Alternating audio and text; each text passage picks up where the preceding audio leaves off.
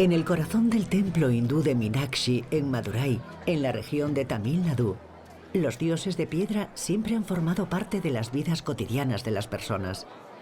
Cada día, más de 15.000 creyentes acuden a visitarlos y honrarlos. Todo el mundo mantiene una relación personal, íntima, con el dios de su elección. Con casi 1.000 millones de seguidores, el hinduismo es la tercera religión más numerosa del mundo. El templo es un hogar para nosotros los brahmanes, pero también para todo el mundo. Aunque todo el mundo tenga su propia casa, el templo es la casa de todos. Hasta la independencia de la India en 1947 y el fin del sistema de castas, los templos estaban reservados a los brahmanes y los reyes. Erigido en el siglo X, Meenakshi se encuentra entre los primeros templos que abrieron sus puertas a todos los fieles y se ha convertido en uno de los más populares.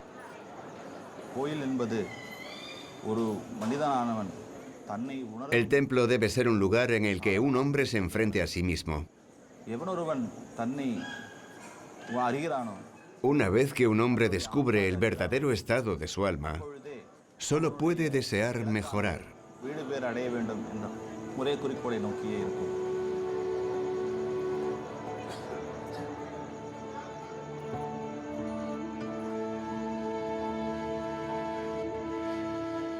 Espejo de la humanidad, los dioses reflejan todas las emociones humanas. Llenan cada nicho del templo con sus transformaciones infinitas. Tienen 1000 nombres y 1000 rostros.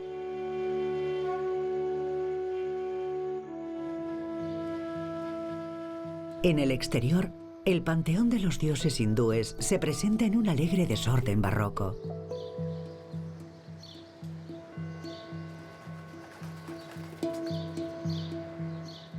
Se dice que hay 33.000 divinidades en el templo de Meenakshi, representantes de las 33.000 manifestaciones de las 3 principales deidades hindúes.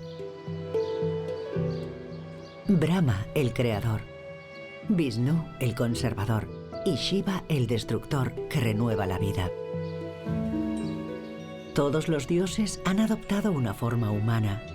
Encaramados en las paredes de estuco, participan en el gran ciclo de la vida. Cada 15 años reciben una nueva mano de pintura, porque en la India el color es un símbolo de vitalidad.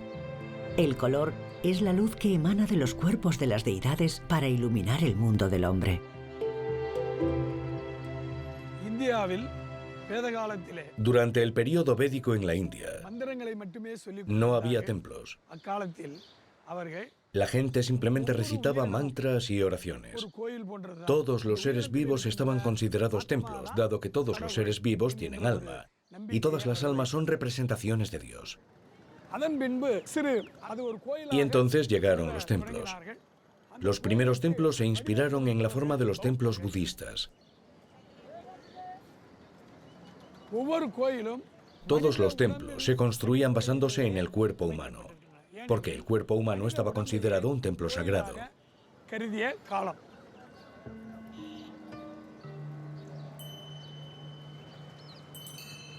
El templo no es simplemente la morada de los dioses, sino la representación simbólica de un cuerpo sagrado en forma humana. El templo es un ser vivo, y el laberinto de sus patios, salas de columnas y corredores son sus entrañas. Desde los techos con pilares de granito hasta los suelos de piedra esculpida, todas sus superficies son sagradas.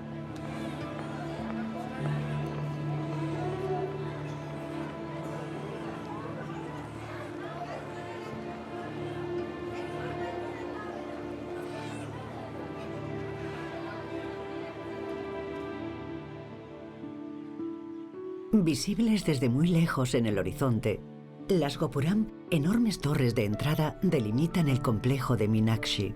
El templo ocupa una superficie de 6 hectáreas en el corazón de Madurai, la ciudad que se construyó a su alrededor. El templo tiene un total de 12 gopurams o torres de entrada. De las 12 torres, 8 de ellas se erigieron cuando se construyó el templo original. Los reyes siguientes siempre quisieron hacer algo más grande. Y los últimos construyeron las 4 grandes torres que vemos hoy.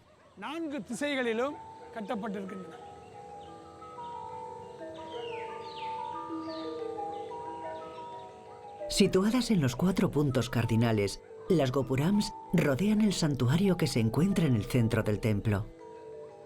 Bajo su tejado de oro se encuentra el lugar más sagrado, el reino de Shiva. Desde el principio, los constructores de Meenakshi adoptaron y adaptaron los principios de la arquitectura budista. El santuario en el que reside Shiva está construido con muros concéntricos que representan el cosmos. El grado de santidad disminuye a medida que nos alejamos del centro. Pero unos siglos después, este orden perfecto se dilapidó con la construcción de un segundo santuario dedicado a la esposa de Shiva. Desde entonces, el complejo sagrado se ha desarrollado alrededor de 2 centros en lugar de solo uno. Es una excepción arquitectónica única en la India, engendrada por el amor inverosímil del dios Shiva por una mujer convertida en diosa. Una mujer que dio su nombre al templo, Meenakshi.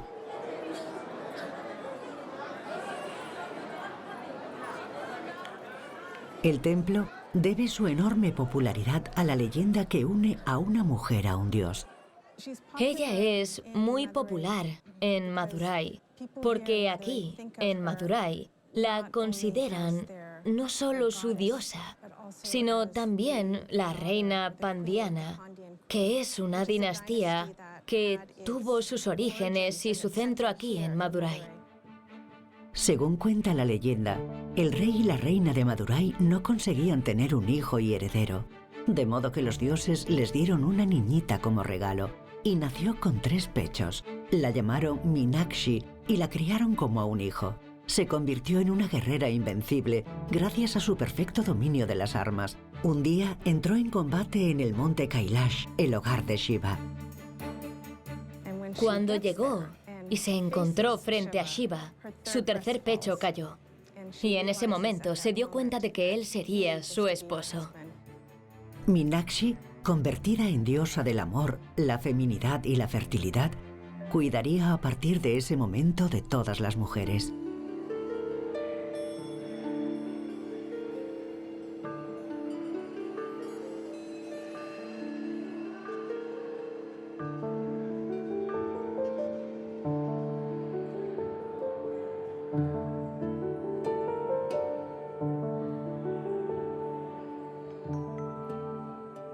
La gente se refiere a los dioses en el presente.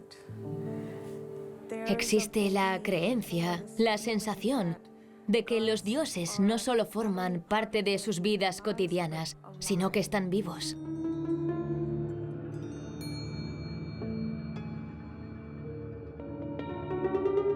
En Madurai, los dioses viven como las personas, y las personas pueden convertirse en dioses.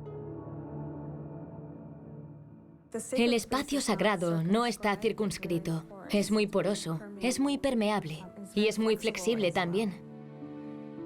Lo sagrado no está solo dentro del templo, se extiende y forma parte de la vida cotidiana.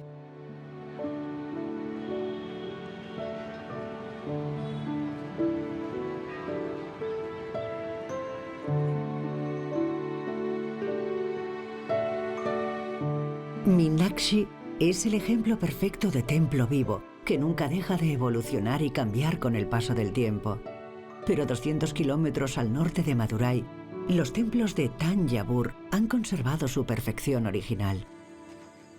Con más de 1000 años de antigüedad, el templo de Brihadeesvara es una de las joyas arquitectónicas más hermosas del sur de la India.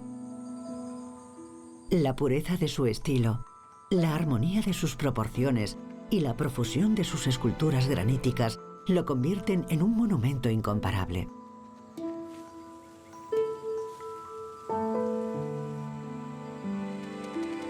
Está consagrado a Shiva, la deidad más popular de la región de Tamil Nadu.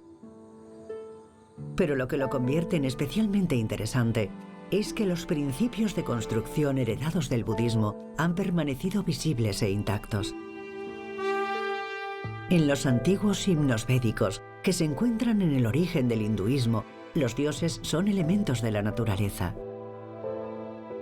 Todos los hindúes comparten este respeto por la naturaleza y creen en una conciencia mayor llamada Brahma, considerado el Dios supremo, creador del universo.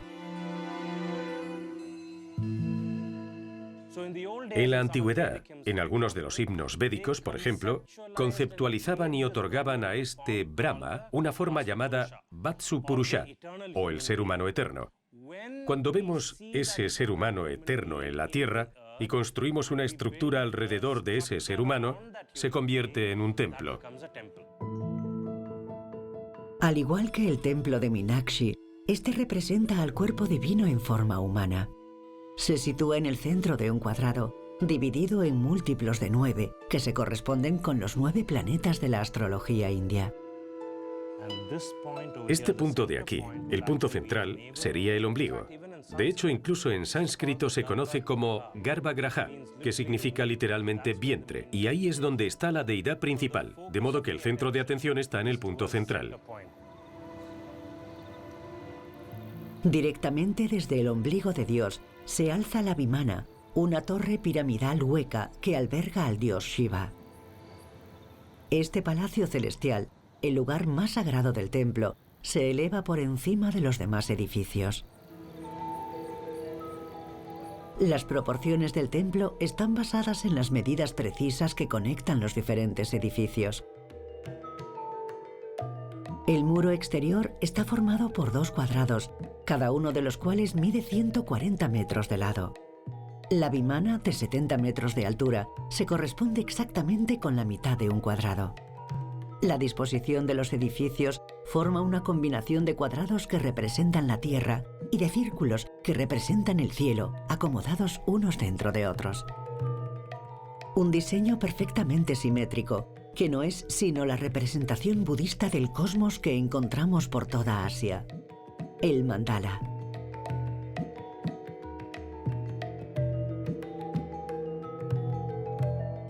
En sánscrito, mandala significa diseño, círculo o también centro y periferia.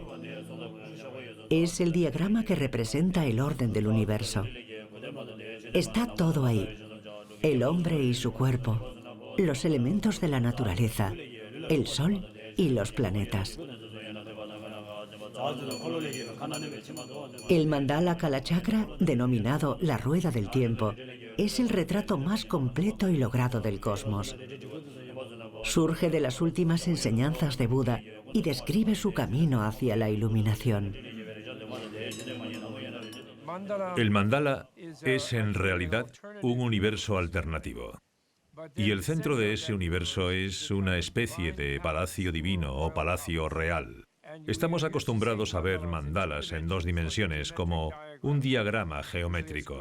Vemos un cuadrado o círculos dentro de un cuadrado o a veces varios cuadrados, unos dentro de otros, pero en realidad son los planos de una estructura tridimensional o a veces de varias estructuras, unas dentro de otras.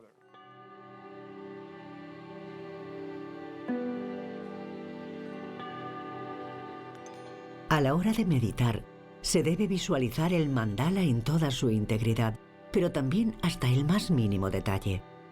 Cada dirección cardinal se corresponde con un color, un aspecto de la mente y las cualidades del ser. A través del poder de la concentración, podemos conjurar el palacio celestial ideal partiendo de los planos del suelo, donde se reúnen todas las cualidades del Buda iluminado. A partir de ahí, podemos movernos libremente por su interior y explorarlo mentalmente. Esta técnica consiste en crear un espacio mental en el que nos sintamos completamente a salvo y donde la mente pueda florecer. Y proporciona la base para los principios de construcción de la arquitectura sagrada asiática.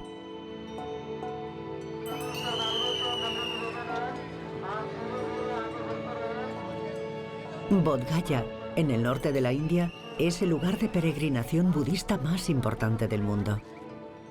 es el lugar donde hace 2500 años un hombre llamado Gautama, tras un largo aprendizaje espiritual, logró alcanzar la iluminación.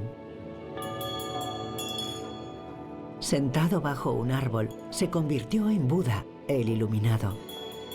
Por primera vez, un simple humano rompía el ciclo de la muerte y el renacimiento y alcanzaba el estado de omnisciencia reservado a los dioses. Fue una revolución política y espiritual, pues implicaba que cualquiera podía convertirse en un Buda. 300 años después de la muerte de Buda, se construía uno de los primeros monumentos budistas en piedra alrededor del árbol sagrado. El templo de Mahabodhi es una stupa, un mausoleo que alberga reliquias asociadas con el Buda. La arquitectura sagrada asiática se desarrolló con la aparición de las stupas, el monumento emblemático del budismo y una señal de agradecimiento de sus fieles.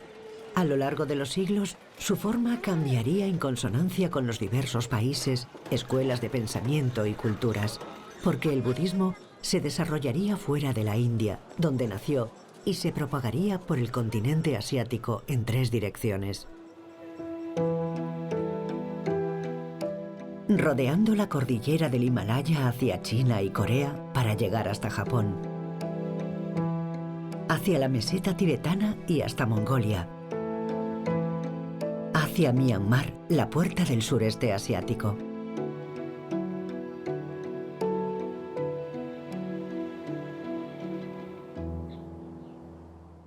Cuando los misioneros budistas llegaron a Myanmar, el antiguo reino de Birmania era famoso por su oro y piedras preciosas.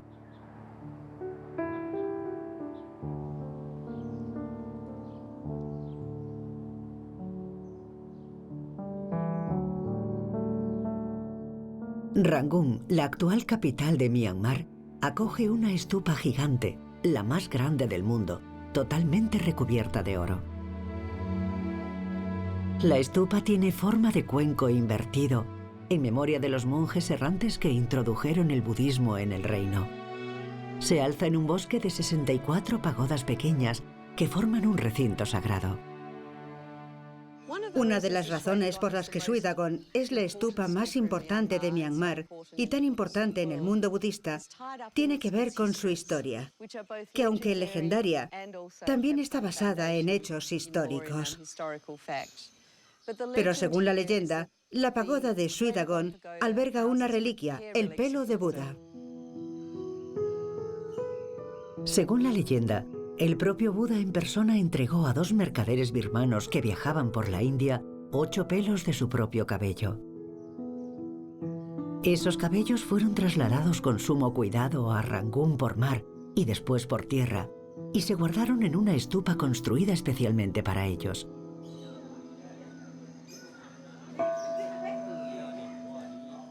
En aquel momento, la capital de Birmania no era Rangún, sino Bagan, en el norte. Pero en poco tiempo, la reputación de la estupa y sus reliquias se propagó por todo el país. Los reyes de Bagan ofrecieron enormes donativos en oro para financiar la construcción de las pequeñas pagodas que rodean la de Suidagón.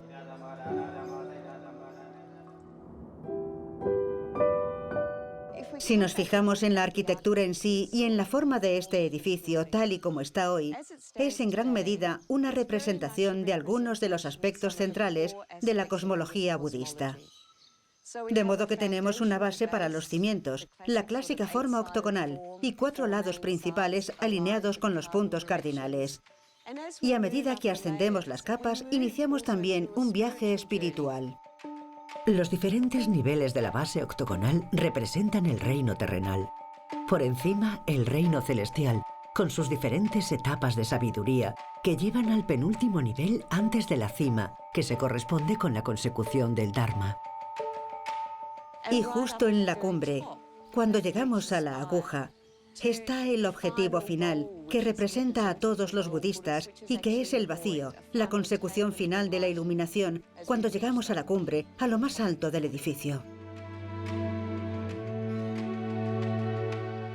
Allá donde miremos hay oro y piedras preciosas. Y puesto que el budismo defiende la salvación a través de la renuncia al mundo material, ese esplendor resulta más sorprendente si cabe.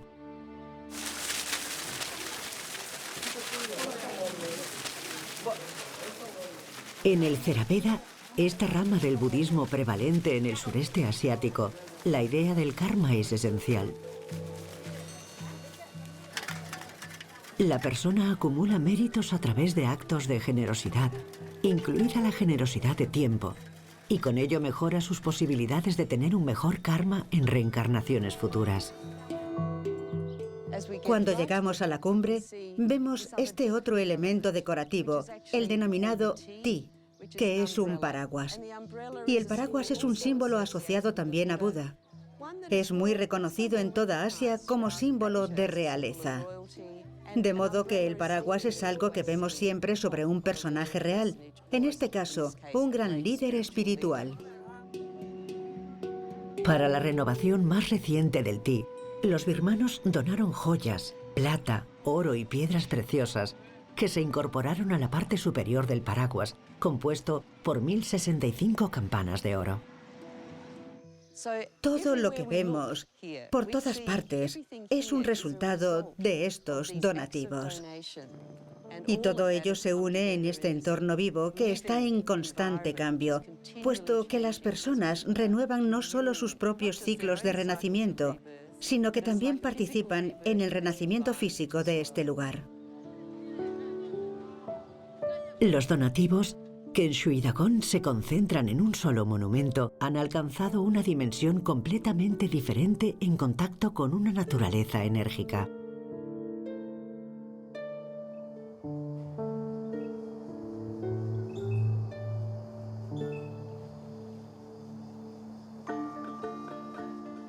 Al norte de Rangún, Bagan, la antigua capital real de Birmania, era el reino de Buda.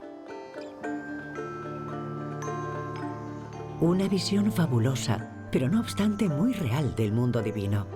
En esta inmensa llanura, la inspiración de los arquitectos erigió más de 3000 edificios sagrados, lo que lo convierte en el complejo de arquitectura budista más importante del mundo.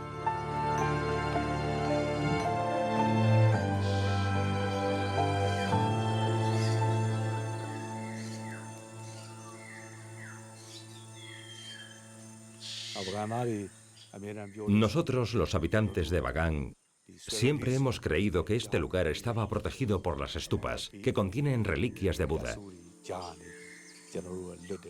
Nos han protegido de todo mal. Al igual que los reyes, a lo largo de los siglos, el pueblo también ha construido templos y estupas de todas las formas y tamaños, hasta cubrir toda la llanura.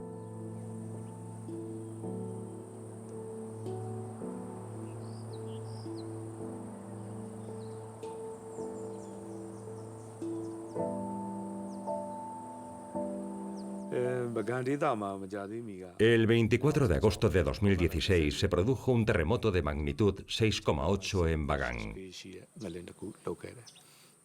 389 edificios religiosos sufrieron daños. Los terremotos son un fenómeno frecuente en esta llanura de 40 kilómetros cuadrados. Los arquitectos de la antigüedad construían sus monumentos con ladrillos de arcilla. Son estructuras con apariencia de fragilidad, pero que han resistido la prueba del tiempo. Solo sus delicados tejados en punta no han sobrevivido a los elementos.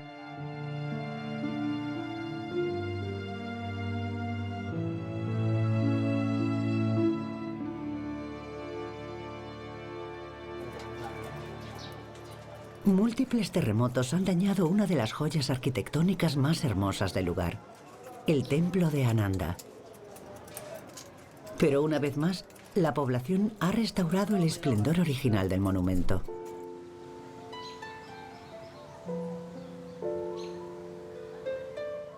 Con su sucesión de ornamentos esculpidos que representan al mítico león birmano, protector del lugar, el Templo de Ananda es una síntesis arquitectónica de varias creencias.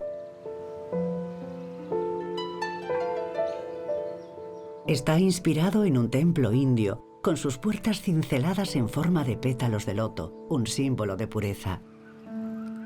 Sus 6 terrazas consecutivas, que representan las cumbres míticas del monte Meru, ascienden hasta Shikara, el santuario en forma de torre que se eleva en la cumbre del monumento.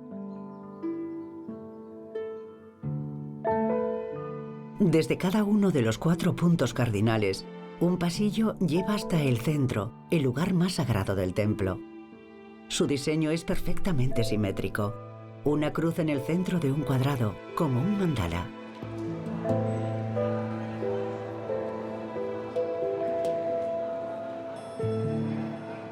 Aunque hoy Bagan es un yacimiento arqueológico frágil y de un valor incalculable, sigue siendo un lugar de culto, testigo de la omnipresencia del budismo en la vida cotidiana de los birmanos. La población y los reyes de Bagan comprendieron el elemento esencial del budismo. Sabían que todo era efímero y que todos debemos envejecer y finalmente morir. Se invirtió un enorme esfuerzo en la construcción de estos monumentos, pero sabían, debido a los terremotos que se producen aquí, que todo sería destruido tarde o temprano.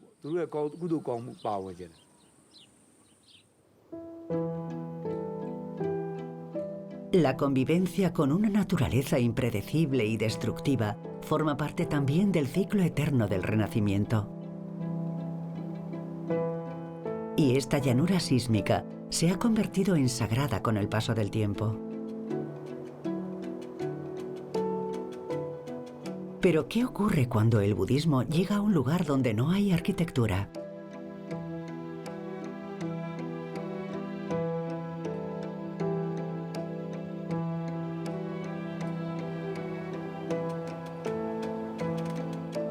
Al norte de China, en Asia Central, se encuentra el enorme territorio de Mongolia con su naturaleza virgen.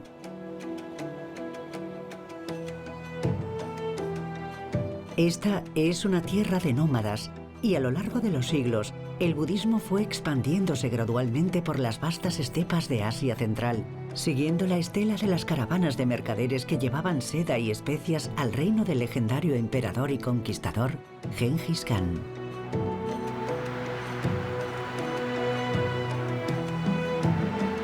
Aquí fue donde decidió establecer su campamento base y construir la primera capital de su imperio mongol, Karakorum.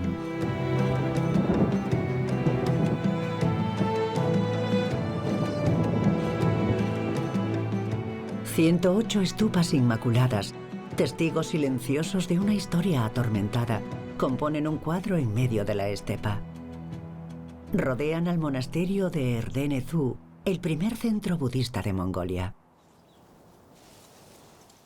En el lugar donde se erigió Erdene-Zu, mucho antes que el resto de los templos, se levantó una yurta enorme para el fundador, Abtai Khan, descendiente de Gengis Khan. Cuando conoció al Dalai Lama en 1586, ya estaba instalado en su enorme yurta. Era tan grande que una yurta normal nómada parecía un juguete a su lado. Alrededor de su yurta, Abtai Khan construyó el monasterio de Erdene-Zu, que simboliza el establecimiento del budismo en Mongolia. Su enorme tienda de lona y madera se convirtió en un monasterio portátil que trasladó por las estepas para difundir la palabra de Buda. Lo único que queda de la yurta de Abtai Khan son las marcas de sus cimientos. Un enorme círculo de piedra en el interior de un recinto cuadrado, como un mandala.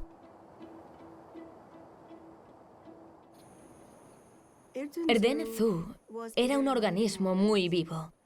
Nunca dejó de construirse. Comenzó con esta yurta fundacional, a la que siguió la construcción de los templos. Y como nunca dejó de construirse realmente, siguió aumentando en los siglos XVI, XVII, XVIII y XIX y demás. Tiene una gran variedad de arquitectura interesante, y todo ello se mezcla dentro de un complejo delimitado por 108 estupas. Erdene-Zu debe su nombre a 3 joyas, las 3 Zu, ofrecidas por el líder espiritual tibetano de la época. 3 imágenes sagradas que representan a Buda, para las cuales era costumbre construir un templo. En una tierra sin tradición arquitectónica, Abtai Khan tuvo que hacer uso de la experiencia de renombrados artesanos chinos para crear un hogar para ese tesoro tan valioso.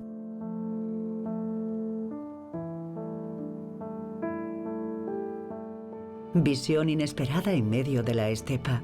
Estos 3 edificios siguen el modelo de los palacios chinos y se alinean en perfecta simetría. Proclaman la omnipotencia del Khan.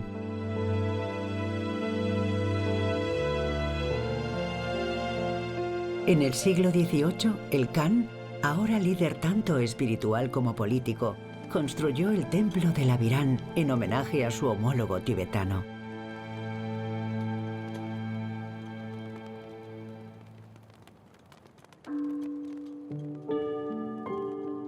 El templo evoca la influencia espiritual y política del Tíbet a través de su arquitectura, derivada de los templos de montaña de las estribaciones del Himalaya.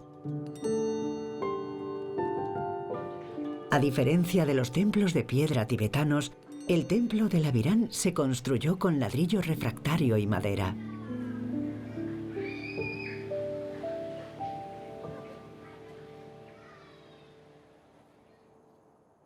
Una estupa se alza en el centro del monasterio. En estas tierras del norte, la estupa se denomina chorten. Su forma y función evolucionaron considerablemente durante el largo viaje desde la India hasta Mongolia. La estupa normalmente es para lamas, maestros, santos y para las reliquias de Buda. Aquí en Mongolia también adoran a los mecenas del budismo y a los khanes, que fueron muy importantes para traer el budismo a Mongolia. Por eso Abtai Khan, su nieto y su reina, todos ellos están enterrados en un santuario de una estupa de este complejo. A comienzos del siglo XX, casi 1.500 monjes oraban en los 65 templos que comprendían los muros de Erdenezú. Mongolia se había convertido en una teocracia inspirada en el Tíbet. Pero en 1939, la invasión rusa de Mongolia hizo sonar a difuntos la campana del monasterio. Erdenezú fue la primera víctima de una purga sin precedentes liderada por los comunistas para erradicar el budismo. La mayoría de los templos del monasterio fueron destruidos y los monjes ejecutados. Al final, en toda Mongolia, los soviéticos ejecutarían a 17.000 monjes y lamas y destruirían la casi totalidad de los 2.000 templos del país.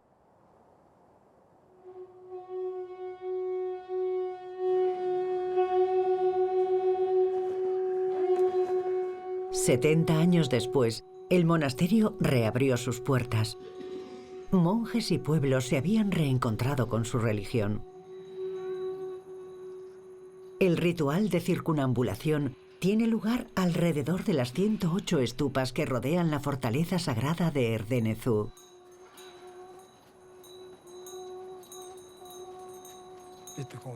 Somos la nueva generación y hemos tomado el relevo de las actividades religiosas. Cada día, durante 70 años, los viejos monjes oficiaron, leyeron textos sagrados, rezaron y realizaron sus rituales en secreto.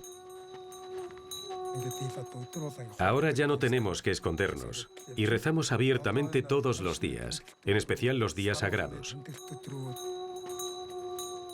Como todos los años, la población llega cargando unos fardos de un valor incalculable. Son los textos sagrados que cada familia ocultó en su yurta durante la purga comunista para salvarlos de la destrucción.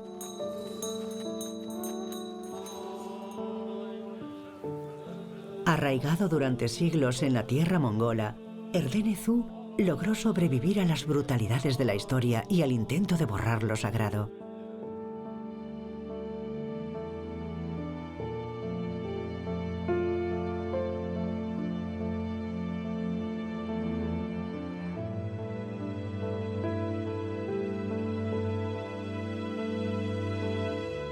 Cuando el budismo llegó al lejano oriente, su arquitectura alcanzó el grado de perfección en armonía con los elementos.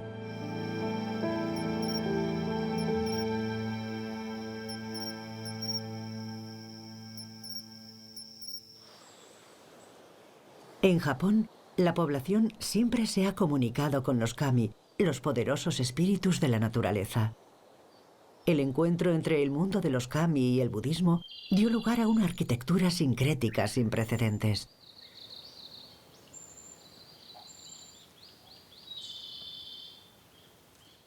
El monte Miwa siempre ha sido venerado como morada de la divinidad Okuninushi, el gran maestro de la tierra. En las estribaciones de la montaña, la presencia de los kami se marca con un tori, una puerta simbólica que separa el mundo físico del mundo espiritual. Aquí, en el santuario de Omiwa, los kami están omnipresentes. Hay millones de ellos repartidos por todo el archipiélago y siempre han formado parte de la vida del pueblo japonés. El sintoísmo, o el camino de los dioses, representa la unión de estas creencias y cultos animistas.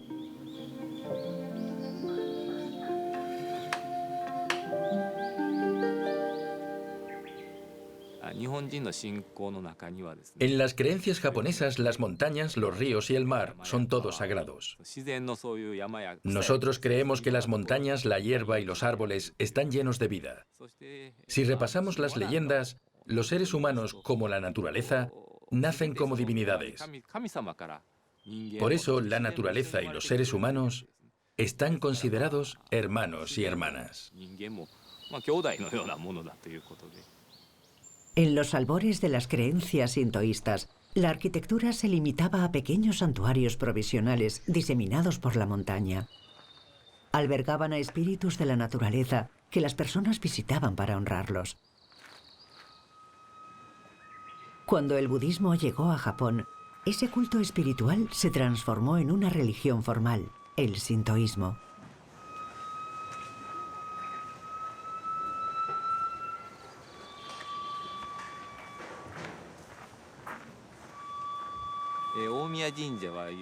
Al estar situado en una de las grandes montañas en las que viven los kami, el santuario de Omiwa presenta una característica arquitectónica que no vemos en otros santuarios, y es que no tiene un edificio principal. El complejo está formado por edificios más pequeños para quienes quieren acudir a rezar a la montaña.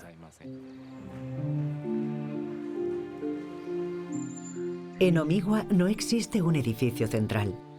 La montaña en sí hace las veces de santuario sagrado.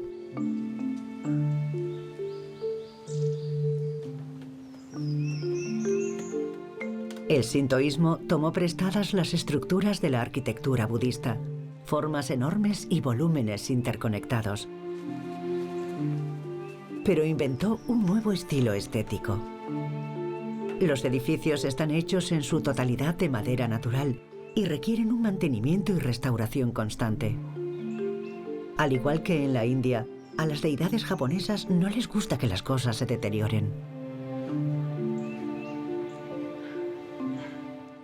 Cuando los japoneses se encuentran cara a cara con la naturaleza, sienten que todo está vivo. Comprenden muy bien el ciclo de la vida: nacer, envejecer y morir.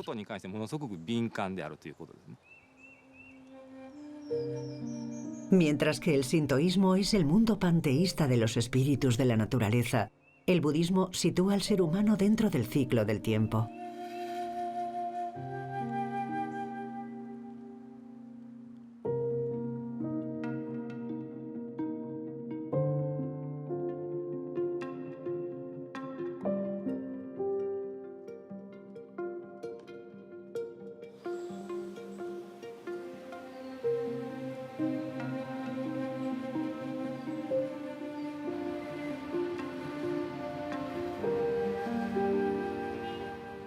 Más al norte, en Kioto, antigua capital imperial de Japón, los miles de templos erigidos a lo largo de los siglos se han incorporado al paisaje urbano.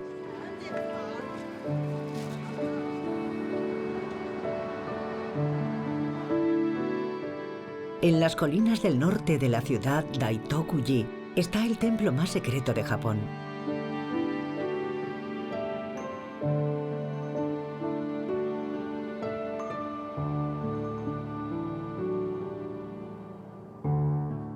Su nombre significa montaña del tesoro del dragón. Es un complejo monástico atemporal, construido alrededor de 3 grandes estructuras, las únicas abiertas al público. A su alrededor, 22 templos privados forman una especie de pueblo budista que ocupa 23 hectáreas.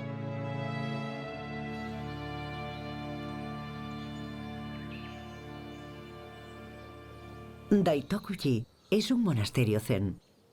El zen es la rama más radical del budismo. Es un regreso a lo básico, una vuelta a las enseñanzas de Buda. Aquí, la práctica es lo que importa y lo que lleva al autodescubrimiento en completa armonía con la naturaleza y lo divino.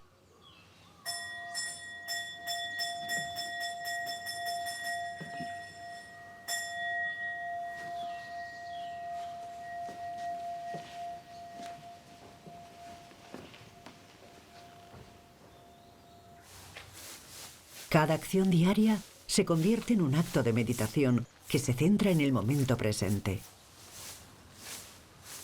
Las prácticas zen persiguen alcanzar directamente la etapa final de la iluminación, la puerta hacia lo absoluto. En esta búsqueda, el sonido es una herramienta primordial.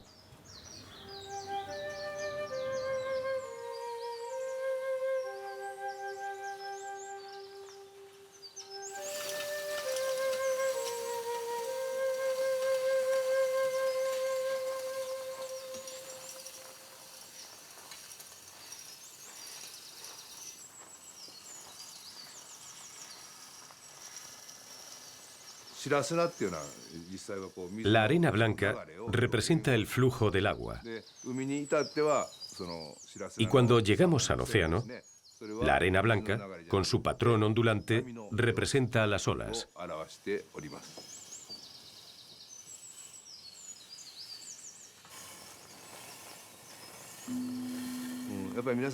Lo que yo busco en realidad es la música, el sonido sagrado. Me gustaría oírlo a través de la Sanukité. ¿Y qué se necesita para crear el sonido sagrado? Un lugar sagrado. Y el hato de Daitoku-ji es un lugar que fue diseñado específicamente y construido específicamente para encontrar el sonido sagrado.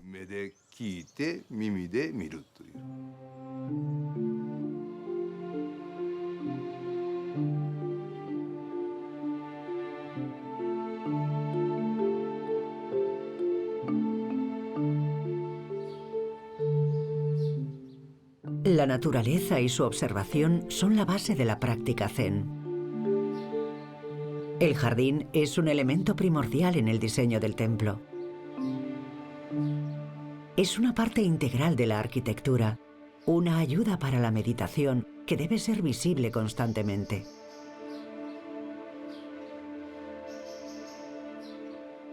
La naturaleza se reconstruye y se mejora.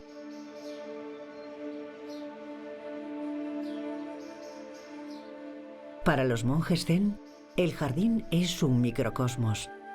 La grava blanca representa el mar. Las piedras representan las montañas.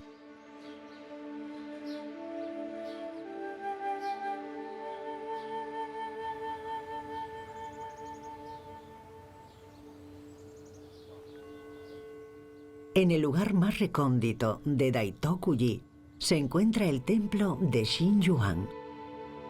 Esta ermita de finales del siglo XV fue el hogar de los grandes maestros zen que desarrollaron el arte del té.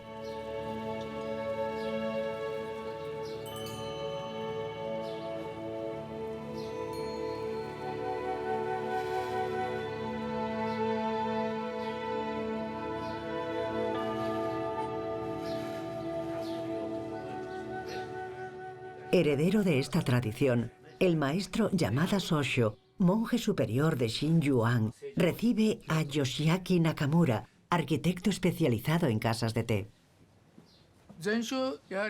En el Zen, el trasfondo religioso es la pureza.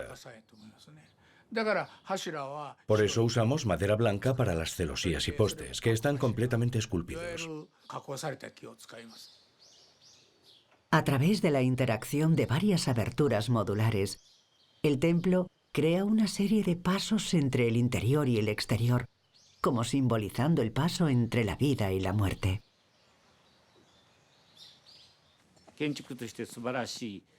La arquitectura es verdaderamente espléndida. Pero la pregunta es, ¿a qué propósito sirve? Está ahí para enseñar a las generaciones futuras, para que los maestros puedan enseñar a sus discípulos y jóvenes bonzos. Y para ello necesitamos el mejor entorno.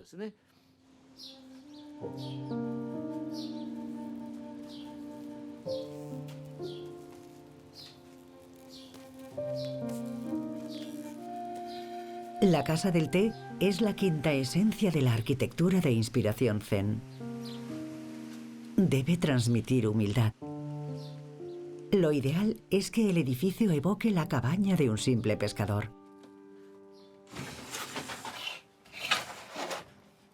La Casa del Té de Xinyuan es un lugar excepcional que ha recibido a innumerables maestros del té famosos.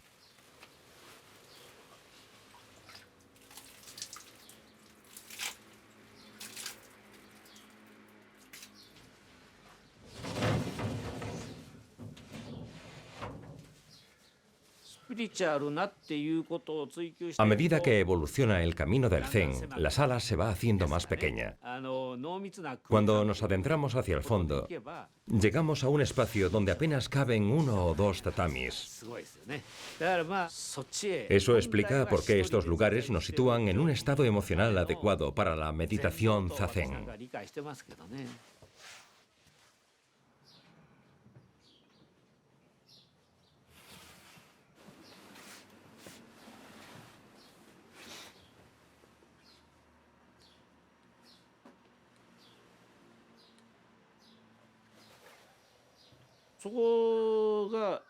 Nosotros somos lo que es más sagrado.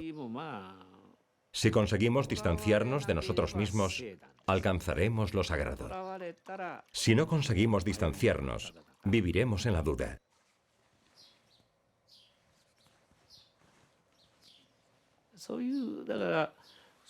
Por eso decimos que lo sagrado no se encuentra en algo exterior, sino que todos debemos ser conscientes de que lo sagrado se encuentra en nuestro interior. Nosotros somos el santuario. No sé dónde está exactamente, tal vez en el corazón, o aquí, o aquí. No lo sé, pero en mi interior y en el suyo, señor Nakamura, hay un santuario.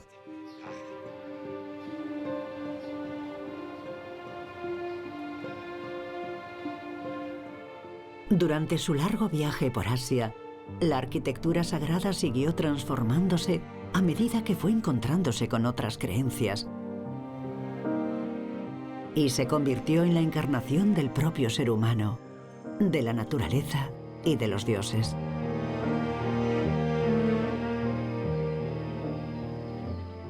A imagen de la concepción cíclica de la vida y el eterno renacimiento.